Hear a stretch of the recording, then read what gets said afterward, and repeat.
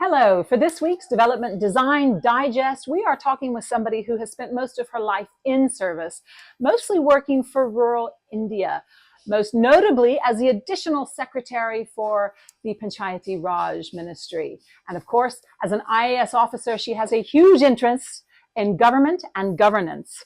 In retirement as well, she spends a lot of her time still in service, working with many NGOs, and is the board member for none other than TRI, Transform Rural India. Hello. Thank you so much, Rashmi Shukla Sharma. It is a pleasure to have you here with us today. Nice to be here, yeah. Thank you. In all of your years of service, I want to start with first asking, what posting did you have in your career that you felt you were doing the most for India? So let me answer let me give you two postings because I really find it very difficult to choose between them. I'll let you have two. One was in school education. That was when I was quite young. I was deputy secretary. And the other was in Panchayati Raj. That was when I was much older. And I was both joint secretary and additional secretary in both these ministries. And in both these ministries, I felt that, I got to work at things that really matter to people and which are very challenging as well. They were very challenging, but also had a huge potential. So it was a very exciting sort of tenure. Both these tenures were very exciting. Whenever I hear the word challenge, the storyteller in me wants to know why. What was the challenge there? Because in both these areas, okay, let me start with Panchayati Raj. Now you have a sort of huge network of local governments, but they're not very empowered. They don't have enough powers, and also you have a lot of people who are not used to working in public life, coming and attempting to do things. And at the same time, these people are very motivated. They're highly motivated, much more than, people in the center or in the state government. They really sort of feel the pressure every day. And so how to kind of enable this motivation to come through? Because it doesn't yet fully come through because of, sort of lack of empowerment, basically. So that way it was very exciting. So it's like you're sitting on a huge potential and which is sort of not being realized, and you try and do things to make it possible. I can see potential. And in fact, I've got goosebumps thinking about it because I know what you mean about somebody who feels that they're not allowed to have an opinion. Or to voice their desires. They didn't even know they had that right because for so long, I suppose, not having that agency, not being empowered, they've not been allowed. And then you can see them flourish. Okay, that's interesting. Which moves me on to my next question, which is a lot of talk is about aspirations. Our aspirations of urban India, aspirations of modern India. What are the aspirations of rural India? Because more and more people are trying to come to terms with the fact that they're not so different to the aspirations of urban India. Did you find that? Yes, absolutely. I mean, and especially, I would say that as time has passed, like if I compare what used to happen when I was much younger, like when I used to work in education, it was very difficult to get girls into schools, And now when I go to villages and all, they're looking for opportunities. So the aspirations of rural India are very like, as you say, the aspirations of urban India. And why shouldn't they be? So basically, people want opportunities, and they are willing to work hard once they get these opportunities. They want a certain quality of life. They want, like education, healthcare, infrastructure, and so on. So they really, I mean, there's no difference, I think, in a lot of places. Of course, if you are in a in a sort of subsistence economy, your lifestyle, your aspirations are expressed differently. But everyone wants to have a better life, What have you seen changing over the time that you've been working. Yeah. You must remember certain people in your career that, especially working in education. Yeah. You must remember certain people who had an impact and sort of touched a part of you. Who were those people? What do you think has changed with them? Are you in touch with any of them? Well, it's a more general thing. Like, I remember my first 2 visits to schools. Okay. In the first time I went, I wasn't really working in education. It was my first posting. I was just a general administrator called subdivisional magistrate, a general kind of person. So I just, out of curiosity, I wasn't working with school. I just went into a school, and it was class 5, and I asked a child to read, and that child couldn't read.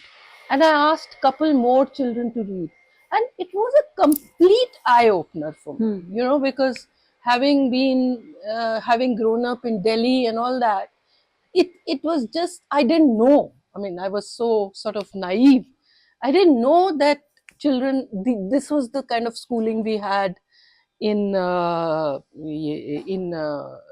India. Right. Okay. And I also remember another instance. This was when I had started working in education. Again, I mean, I don't know why it struck me that I remember going into a classroom. It was cold. I was wearing a light cardigan, and there were all these kids. They were sitting on the cold floor, and some of them are wearing torn shirts. And that image has stayed with me always, So it was quite, so I can't say I'm in touch with those kids, but it was a sort of shock. Yep. But of course, I must say that now recently when I visited schools, I've still seen kids who can't read, but I haven't seen kids sitting in torn shirts. Okay. So there is a difference in terms of, maybe materially, the school looks different. Okay. There are better buildings. There is some teaching, learning material. Kids are they're wearing uniforms. They're having midday meals. So this is different. But there are still lots of kids who can't read. So it's it's interesting. I mean, it's, and in this, I really think that we need to examine how government works, because it's like we are able to do, I'm saying we because of a long identification with government. I hear you. It's hard to break those ties. Go ahead. Yeah, but the government, I find, is able to do simpler things, like provide midday meals, like construct better buildings, like provide school uniforms. These are all important. But the more complex thing, how to create an institution in which children actually learn, is still beyond us, beyond the government. So it's interesting. Yeah. So how does the government, how do y'all change that? You're interested in governance. Yeah. Can government play a role in that? Or is it actually, hey, let's leave it to the business community or to the NGOs or to parents? How does the government? Well, that doesn't work. I've been doing a lot of research on various, field level functioning, things like that. And there are very huge problems in the way in which the government is structured on the ground. Okay. I think that's a huge problem. For instance, if you read through the 5-year plans, in the first 2 5-year plans, there's a lot of discussion about what government organization on the grassroots should look like. And then it stops. And it stops, period. And we have not even thought about how government is to be organized at the grassroots. Why? Why does it stop? I don't know. I mean, this is how policy has developed in India. So you sit at the top, you say, okay, we'll do this scheme, we will do that scheme, this is our target, we will get here. But where it is all happening, that structure is not, for various reasons, I mean, that's too much detail to go into here, is not capable of delivering that. So this kind of blindness that we have had is very important, and in that I think Panchayati Raj is critical, and people's organizations are critical. Well, I was going to ask you, who picks up the slack? The slack is the government, like policy makers and even academics. A lot of my academic friends themselves acknowledge, because we have not researched government enough. In fact, hardly at all. And then, of course, policy makers, I don't know why once we come to Delhi, everyone, sort of forgets what they went through. And, this the city effect. This blindness to, what is possible. And why. So it's a mess that I think we have got into. And do you see any potential suggestions or solutions for that mess? Well, a lot. I mean, I've done some studies, brought out some papers and all. So basically, as I said, we need to look at the structure. For instance, do you know that at the field level, there are some 30 odd departments in a district, and each works separately. Okay. So there are huge human resource problems. You don't have expertise that you need. Then how we work is very, unproductive. Over control, so that people are not able to respond to the local situation. So there are a host of issues. Over control on top. From the state level and the central level. So people can't really respond to sort of what is needed on the ground. And that must create bottlenecks. That creates bottlenecks. It doesn't allow people to work. Because in recent years, when I've been going to rural India, I find a lot of officers are busy in meetings, writing reports, so our whole way of looking at things from the top, that's a huge problem. So, I mean, there are huge issues there, yeah. Okay, well, I think that's great. It's great to say it, because maybe everybody knows it, but doesn't like to say it too much. Yeah. And it's something that does need to be talked about. Yeah, so, I think so. Well, thank you. One of the things that TRI holds dear, and development designers and design thinking, is about talking to the end user. And in development, that would be the villagers. Yeah. And talking with the communities themselves, and finding out not just what they need, but what they want. Yes. And then design thinking turns into solution designs, right? Yeah. How important do you think that role is? And do you see it a change? Is that happening more, or is there still massive gaps in that?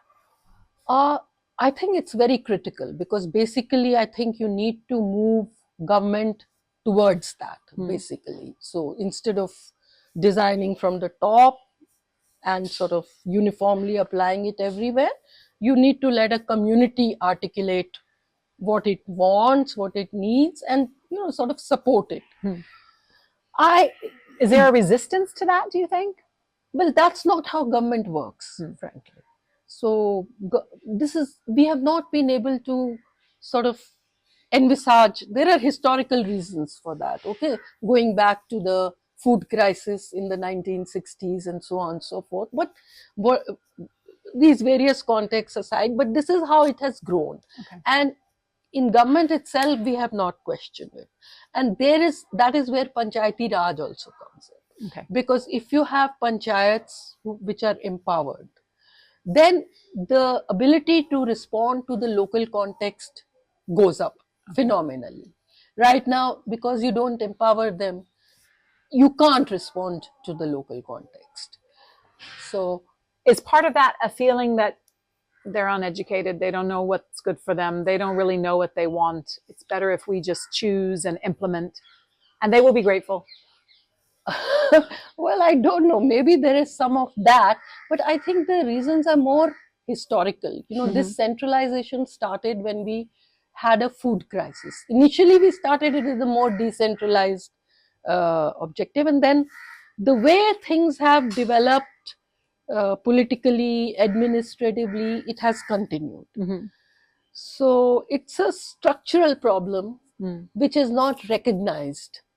And I think it should be understood in more detail. And Do you think that some of the people's and community institutions are going a long way to solving some of those gaps? Excellent. Self-help groups, cluster level federations, are they doing a good job, or do they still have a long way to go?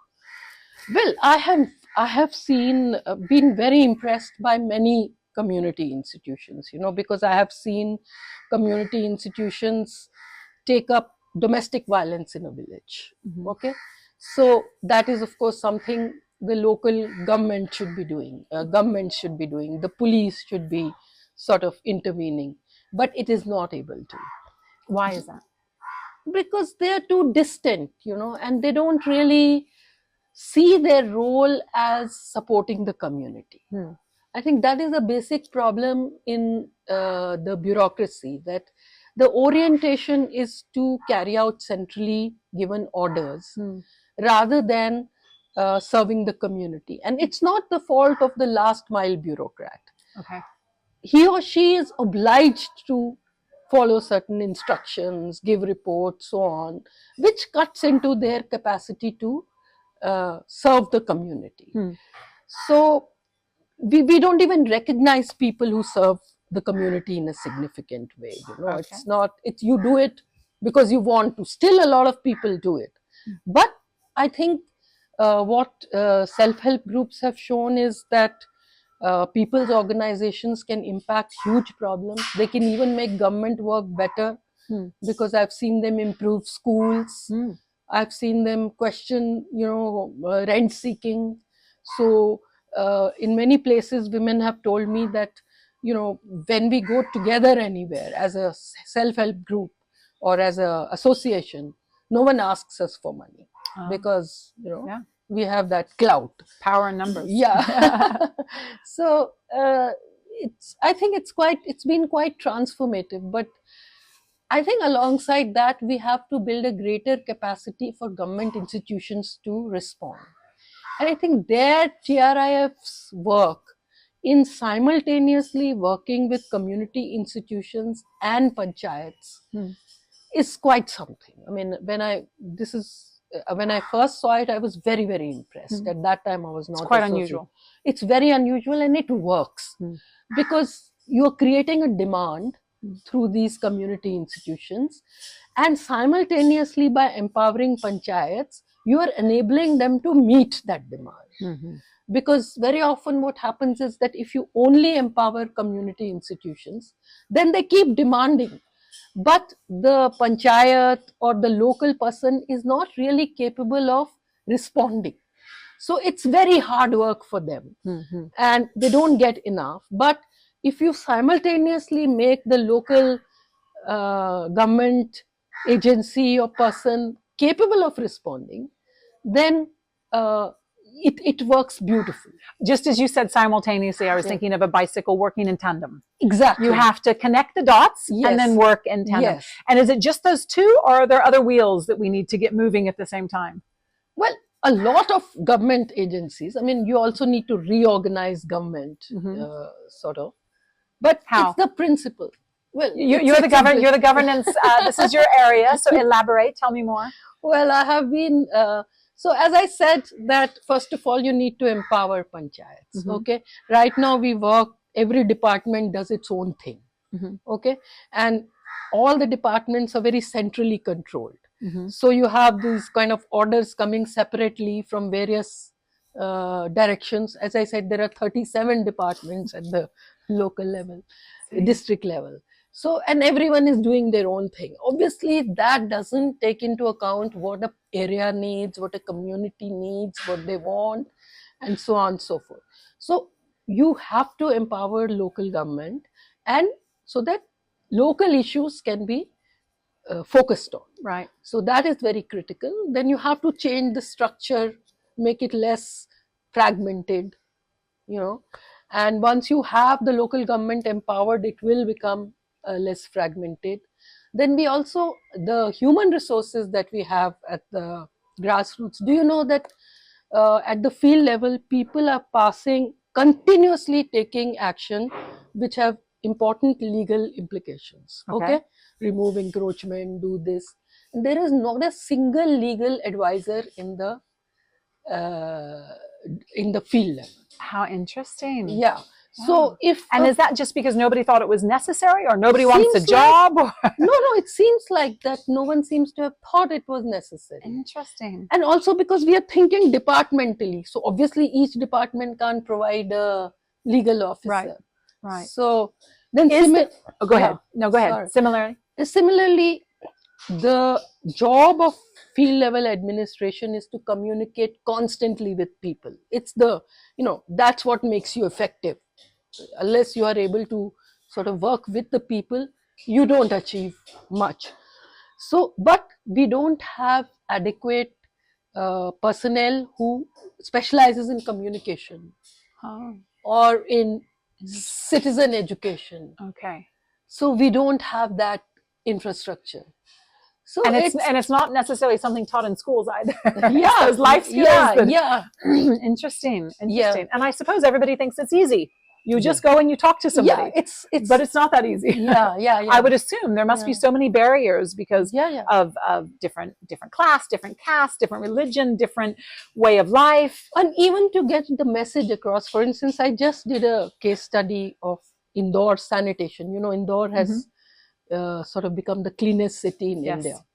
So the one thing that they did is they made huge effort at citizen education through NGOs. Okay. And it was not just, sticking up a few posters and all. There were people going, visiting, there were NGO representatives talking with people every day, going to their house, collecting garbage, having a discussion with them. And that's how they were able to change behavior. So a lot of things that like sanitation government tries to do is behavior change. But we are not equipped to bring that about. Well, and what I think is so interesting is behavior change comes from simple communication. Yeah. And I'm a journalist by background, and as I've gotten more into development, it seems like every problem comes down to it's just communication. Yeah. Once somebody knows the power of washing their hands, they're okay to do it. Or taking iron when they're pregnant, they're okay to do it. But you have to communicate that message. Exactly. But maybe we as a society or government as an organization, we're not placing enough emphasis on that particular skill. Correct. So how do we get those 37 departments to talk to each other? Is it communication, or is there some magic app? Is there a dashboard that we can get that can enable it to happen? Do we need a czar, a district czar? No, you have a sort of a district czar in the form of a district collector. True. But 37 is a big number. 37 is a huge number, Yeah. And also you need a local decision-making mechanism. Okay. And that can only come through the elected body, like the local government. Okay. So you can't tell one person that you can decide what will happen in this area. Like you can't, tell a bureaucrat, you decide who will get a water connection, whether we'll have a water scheme, tap water scheme or not, where, which road will be upgraded. That kind of thing can't be done, should not be done by bureaucrats. Okay. It should be done by the local government, where all the areas are represented, all the castes are represented, women are represented, and that kind of body can take local decisions. And is it because that's the only way you can get viability and get them to take ownership and to replicate it and love it and nurture it? Or is it just because it's common sense you need to talk to the end user? Both, So, and also legitimacy, So one person who doesn't even belong to the community doesn't really have legitimacy, So it's like we want an elected government. We want an elected government. We consider an elected government legitimate. Yeah, okay. If an elected government takes a decision, that's it. Everyone accepts it. But if you have suddenly one person coming and saying, okay, this will happen, people will question it. Who are you? So it's important to have a legitimate decision-making mechanism right at the grassroots. Then you can work locally. Interesting. Okay. Before we go, I do want to ask you, 2047 is going to be a big year for India. Yeah. Tell me about rural development at 2047. What's your version of that? How would you like to see that play out? Well, I would really like to see no difference in the infrastructure and other supportive services in the rural areas compared to urban areas. Of course, many urban areas also still lack a lot of services, but rural areas certainly do. And I really don't see why roads should be poorer, or access to health should be inadequate, or the quality of schools should not be adequate. So from the government side, one would like to see that. And also one would like to see a lot of sustainable practices. So sustainable agriculture, and you can only do that by giving the right price to the farmers. So one would like to see that, sort of the right price is given to rural producers, which it right now isn't. So that is one of the things. And one would, of course, like to see much more community engagement, less inequality. Hopefully by that time, caste will become less and less important. Hopefully by that time, women will be further sort of emboldened, or be able to, sort of participate much more in public life. And one would basically like to see public life, in the sense organized local public life, because I feel that that is the basis for moving forward. So till you have this kind of thing, that there's this passive set of people and someone sitting in Delhi or in the state capital decides, we'll do this, we'll do that, I don't think I don't think that bodes well for an area. So one would like to see a proper local government, proper public discussion. And from there, I feel that things will take care of themselves much more. Okay, so you're optimistic. Yes, I'm optimistic. You hesitated. No, I'm worried, but I'm still optimistic, because I think people are eager to do things better. So, yeah. Rashmi Shukla Sharma, thank you so much for your words of wisdom and sharing your experiences with us today. I really appreciate it. I hope you've enjoyed watching. Yep. Pleasure. Thank you. It's been a great pleasure. Thank you so much. I hope you've enjoyed watching. I hope that you will share this and join us next week for the next Development Design Digest segment.